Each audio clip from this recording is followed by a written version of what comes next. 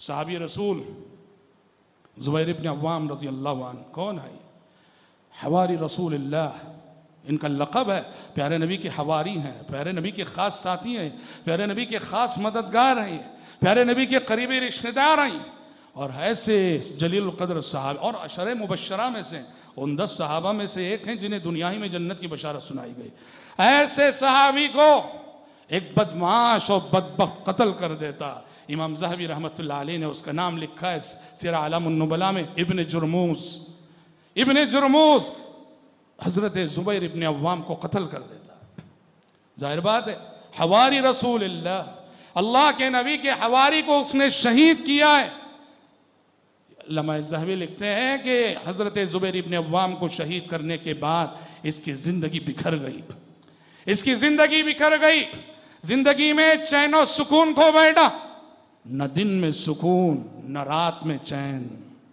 دن سارا بے قراری میں گزرتا تھا اور سونے کے لیے آنکھیں بند کرتا تھا تو بھیانک اور ڈراؤنی خواب دیکھتا تھا اور ڈر کے فوراً جاگ جاتا تھا.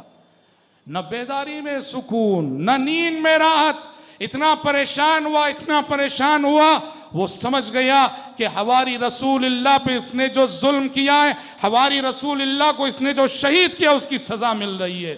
سیدھے حضرت زبیر رضی اللہ عنہ کے بیٹے مصعب بن زبیر رضی اللہ عنہ کے پاس گیا. جا کے کہا مصعب دیکھو میں تمہارے باپ کا قاتل، مجھے احساس ہے بدلہ لے لو مجھ سے، قصاص لے لو مجھ سے.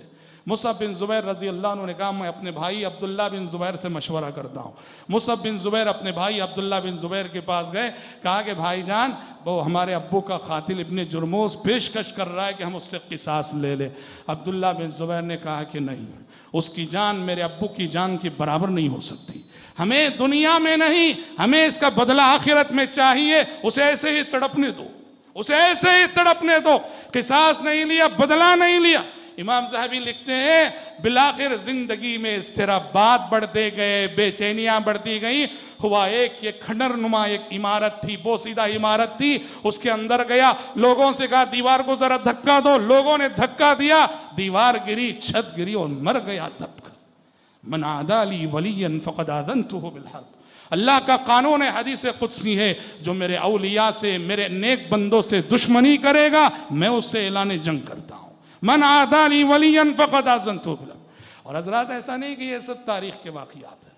آنکھیں کھول کے اگر ماحول اور سماج کا مشاہدہ کریں، ہمارے سامنے ایسے کتنے واقعات ہوتے ہیں. مسئلہ یہ کہ ہم نگاہ عبرت سے نہیں دیکھتے اور ان واقعات سے سبق حاصل نہیں کرتے. سعودی عرب کا ایک فوجی ہسپتال ہے ریاض کا. وہاں کے ایک ڈاکٹر ہیں عبد المحسن الاحمد. انہوں نے ایک واقعہ بیان کیا. کہا کہ ایک مریض آیا ہمارے پاس، ایک پیشنٹ آیا ہمارے پاس علاج کے لیے. مسئلہ یہ تھا کہ دل کے وال بلاک تھے اس کے. کہا کہ میں نے اس کا علاج کیا، آپریشن کیا. کہا کہ آپریشن پر اتنا سکسس نہیں ہوا، آپریشن کے باوجود اس کی حالت نازک بنی رہی. ہوا یہ کہ ابھی ہم دل کے اس مسئلے سے پوری طرح نمٹے نہیں کہ اس کا جو کلیجہ تھا، کلیجے میں ورم پیدا ہو گیا. دکھ پر دنبل، مصیبت پر مصیبت. اور ابھی اس سے ہم نمٹے نہیں، تیسرا مسئلہ پیدا ہو گیا، اس کی کڈنی فیل ہو گئی. اور ابھی اس مسئلے سے نمٹے نہیں، چوتھی مشکل دریافت ہوئی، اس کے معدے میں بہت بڑا پھوڑا نکل آیا. کہہ رہے حیران تھے ہم لوگ، آیا ہے ایک مسئلے کے لیے اور علاج جیسے جیسے چل رہا ہے ایک ایک نیا پرابلم سامنے آ رہا ہے. کہتے ہیں ہم حیران تھے کہ کیا ہو رہا ہے. اس کو ہوش آئی، آنکھ کھول کے اس نے مجھ سے کہا، ایک فون نمبر نکالا، کہا کہ ذرا اس کو فون کیجئے، فوراً بلائیے، اس کو فون کیجئے، فوراً بلائیے. ڈاکٹر عبد المحسن الاحمد کہتے ہیں میں نے اس نمبر پہ کال لگائی.